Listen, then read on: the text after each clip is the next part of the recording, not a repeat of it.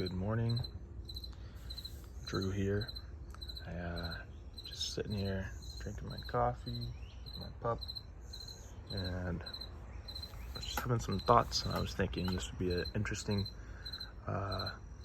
inflection or just perspective that I have about the whole world of gardening, especially in relation to social media and places where people promote gardening. I feel that there is a real push, especially in social media. People have been gardening, farming for food subsistence living for as long as humans have been around, pretty much. But when you look at social media, gardening is can be a very materialistic, obsessed hobby. It seems like a lot of people garden, and their ideas of gardening is, buying the next thing, whether that's the next plant, the next pot, the next whatever tool, I just see it a lot in social media because people are consistently promoting or trying to sell something. And there's definitely a place for possessions in the world of gardening tools, especially if they're used, then they're extremely important. I have many tools that I use, some of much higher value in terms of money, but also I have lots of tools that are extremely valuable and cost very, very little money or are free. Something I've been implementing in my life for the last couple of years now is anything that I feel is starting to promote a materialistic nature or just an obsession with possessions, I try to lean away from.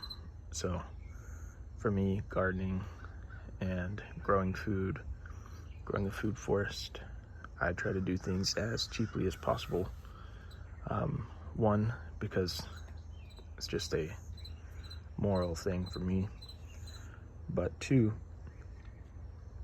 I like to do things that I do share on social media that can be done by others fairly easily. I have some things that are pretty valuable, like my compost tumbler, which was quite expensive. I have the biogas digester, which was quite expensive, and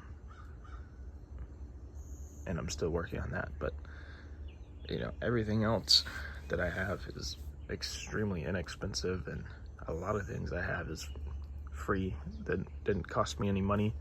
Maybe cost me time, but when it's something you really enjoy doing, then it's not such a big deal to spend your time doing it, because that's what you want to do. For me, spiritually, as someone that follows the Bible to as much as I can possible, and that enjoys studying the teachings of Jesus, then you can look at a lot of different religious texts, and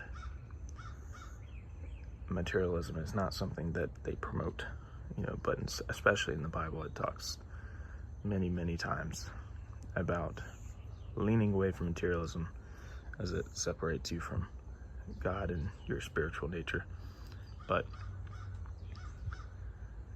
I was just thinking that every time I'm on social media, I try to follow people that are really doing something and have something to teach, versus a lot of the kind of famous garden YouTubers and stuff that, like, I mean, every video is sponsors and ads and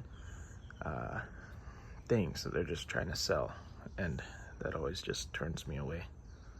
But I am a realist as well. I understand that our world requires you to make money and to buy things and to spend money, but I try to stay away from it as much as doable. But yeah, materialism in the world of gardening.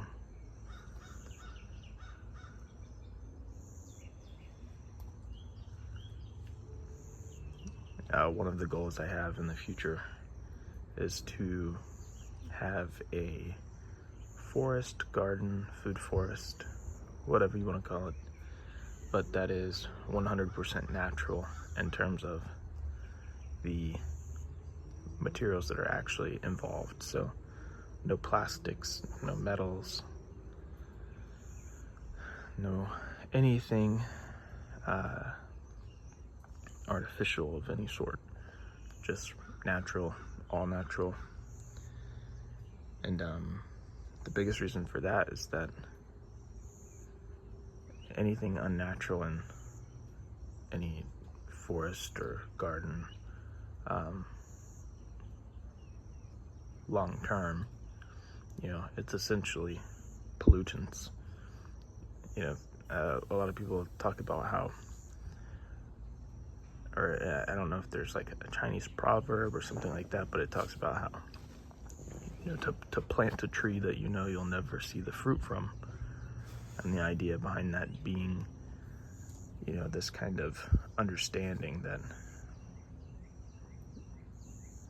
you can plant something and it benefit others than yourself. And I'd like to see that with a food forest type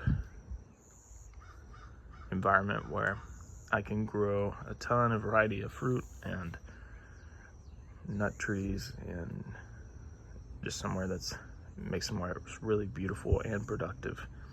And no one's allowed to buy up the land. I don't know how I would do that. It'd have to be like some conservation area and some contract where nobody could buy the land in the future, and it was always open to public access where people could come and enjoy nature and not have to be an environment that's unnatural, because as we go along here in the next, even right now, it can be challenging to find areas that don't have plastic, for example, trash, especially here in the United States. I mean, you can go as remote as you would like, and you'll still find remnants of trash and pollution, which is sad. It is sad. I mean, the creation of plastic was... I understand its use and its practicality. I use plastic. I have 5-gallon buckets and all sorts of stuff. Everything's plastic nowadays, or petroleum based.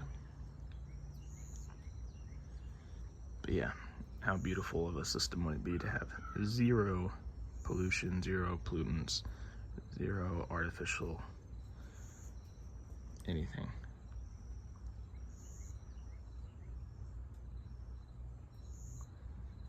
Yeah, just some morning thoughts with my coffee and my pup.